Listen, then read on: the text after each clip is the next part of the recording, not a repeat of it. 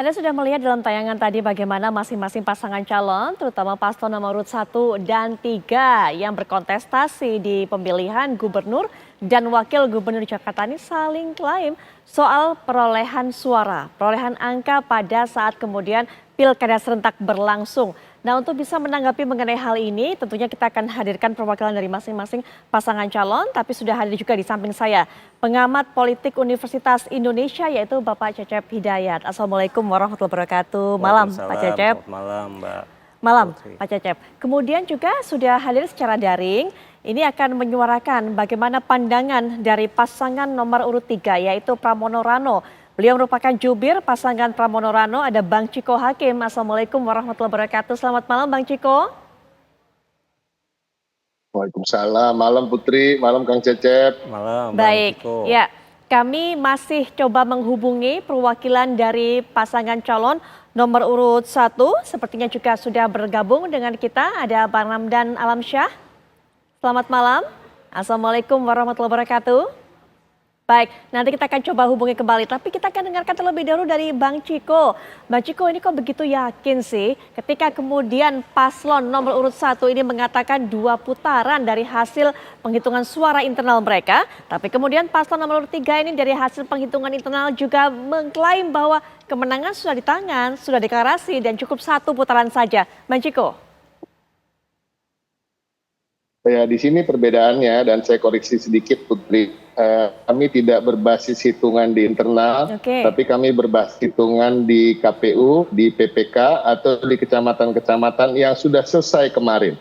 PPK di seluruh kecamatan, 44 kecamatan di Jakarta sudah selesai menghitung dan semua sesuai dengan hitungan awal dan termasuk hitungan kami di awal di minggu lalu, yaitu 50,% suara bagi pasangan Mas Pramono Anung dan Bang Dul atau Rano Karno. Itu satu. Nah, hari ini sedang terjadi sekarang berjalan perhitungan di tingkat kota, karena penghitungan itu berjenjang ya. Jadi sebenarnya lebih ke untuk menegaskan apakah penghitungan di tingkat kecamatan kemarin akan disepakati lagi, hasilnya akan sama, dan di beberapa kota, wilayah kota sudah terjadi dan sudah selesai, seperti Jakarta Barat, Jakarta Selatan sebentar lagi, dan semuanya alhamdulillah sama. Jadi kami tidak klaim dalam tanda kutip, artinya klaim sepihak hanya sesuai dengan hitungan internal, tapi ini adalah hitungan yang memang sudah terjadi dan sudah ditetapkan di seluruh kecamatan kemarin, di semua PPK, di mana kami memperoleh suara 50,07%. Suara yang cukup signifikan, karena kalau dibilang 0,7 suara itu seakan kecil, tapi itu kan persentase, sesungguhnya itu mencapai 3 ribuan suara. Jadi kemenangan kami cukup signifikan dan tentu kami tetap menghormati proses pemilu ini yang masih penghitungannya berjenjang dan tinggal penetapan saja ke depannya. Setelah semua kota selesai dan kabupaten kepulauan seribu, berikutnya adalah nanti tingkat provinsi. Jadi itulah jenjang yang terakhir dan alhamdulillah sampai hari ini, sampai detik ini dan masih berjalan di berbagai kota. Saya rasa Jakarta Selatan dan Jakarta Pusat belum selesai. Itu fix bahwa tidak ada perubahan suara dari tingkat kecamatan kemarin. Jadi alhamdulillah kalau ibarat kata ada de facto dan de jure, sesungguhnya secara de facto kita semua tahu bahwa memang suara kami di 50,07 dan kemenangan ini adalah kemenangan 1 putaran. Tinggal menunggu keputusan de jure yang tentunya kita hargai, di mana disitulah nanti kita betul-betul akan ditetapkan sebagai pemenang, kemudian Mas Pram dan Bang Dul dalam waktu dekat di bulan Februari kalau nggak salah, insya Allah akan dilantik sebagai gubernur dan wakil gubernur.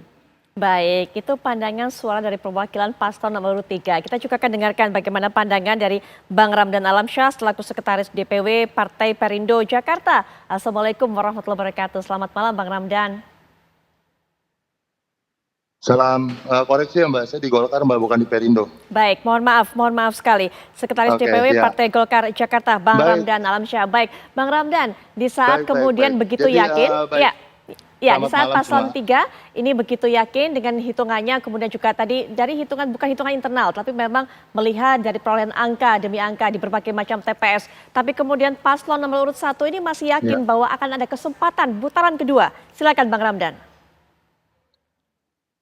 Begini, PD sih boleh ya untuk menang, tapi semua ini melalui proses rekapitulasi dan proses pleno. Masih ada pleno tingkat kota yang belum dijalani sampai di tingkat provinsi nantinya. Nah, artinya apa? Masih ada jenjang yang memang nanti dibuka kembali setiap kecamatan, dihitung ulang apakah terjadi kesalahan atau tidak. Terlepas daripada itu, kita tidak menyoroti daripada hasil yang hari ini sudah versi masing-masing kita punya ya. Tapi yang kita soroti hari ini adalah bentuk daripada rangkaian pemilu yang menurut kami satu kegagalan fatal yang dilakukan oleh KPU, bahwa partisipasi yang terjadi pada kali ini itu jauh dari harapan masyarakat. Kemudian teman-teman KPU beranggapan dan membuat satu narasi yang menurut kami ini kurang cerdas gitu loh. Apa itu dinarasikan bahwa masyarakat memang tidak menggunakan hak pilihnya lantaran terlalu jengah dengan keadaan politik atau terlalu jengah dengan pemilu yang dilakukan berurutan. Nah, pada faktanya kami temukan hari ini kami ke Bawaslu meminta pertanggungjawaban daripada Bawaslu sebagai pengawas daripada pemilu ini tentang adanya C6 atau undangan yang secara masif tidak diterima oleh masyarakat. Kami menemukan bukti-bukti data yang sudah direkap bahwa partisipasi ini ada bahkan yang hanya 15%, Mbak, di setiap satu TPS.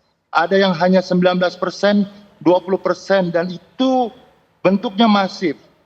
Pertanyaan kami adalah ketika misalkan ketidakikutsertaan masyarakat dalam memilih ini hanya lantaran jengah, kenapa di daerah-daerah lain banyak, bahkan di beberapa daerah yang kota kosong menang gitu loh.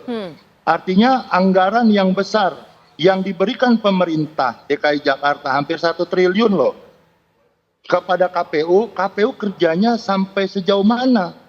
Partisipasi kok bisa jauh dari harapan yang kita kita harapkan. Nah, pertanyaannya adalah kalau hari ini andai kata bahasa menghayal lah 03 menang 50,07. Apakah kemudian legitimasi itu tidak dipertanyakan kembali? Bahwa dari seluruh suara yang masuk hanya separuh saja. Dan bahkan separuh itu hanya 50% setelah dipotong yang suara tidak sah, kan gitu Mbak. Artinya Baik. apa? Jauh sekali Mbak. Dan ini kami katakan ada gerakan TSM yang memang kami duga kuat terjadi di Jakarta, yakni bagaimana caranya supaya masyarakat yang memiliki hak suara, kan gitu, dengan alasan bahwa C6 itu sudah disampaikan atau bahkan C6 sudah diumumkan boleh mencoblos dengan KTP dan sebagainya. Tapi faktanya mereka oleh sebagian PPS itu tidak diberikan. Dan data-data yang sudah kami sampaikan ke KPU bahwa kami sangat miris gitu loh Mbak. Ketika contoh satu saja Mbak, ada PSU yang sudah direkomendasikan oleh Panwaslu Kebayoran Lama, tapi oleh PPK Kebayoran Lama ditolak. Baik. Artinya apa? Rekomendasi yang dilakukan itu pun ditolak gitu. Di Jakarta Timur kejadian lagi. Bahwa sebentar yang dipotong. Satu lagi, bahwa di Jakarta Timur pada saat yang mencoblos yang oknum-oknum itu sudah dilaporkan ke polisi, sudah diserahkan, akan tetapi direduksinya pasal 112 terkait dengan PSU. Ini yang kalau dikatakan yang bisa melakukan TSM hanyalah yang punya kekuasaan. Jangan salah, ada silent power yang bergerak yang memang kita sedang telusuri dan sedang kita uber. Ini menjadi permasalahan. Kenapa kemudian di Jakarta yang masyarakatnya tergolong sudah cukup pendidikan, kemudian di perkotaan, tapi partisipasinya ini jauh daripada daerah-daerah yang notabene masih ada pegunungan, masih ada sesuatu jarak yang sangat begitu jauh dari kota, itu mereka masih antusias.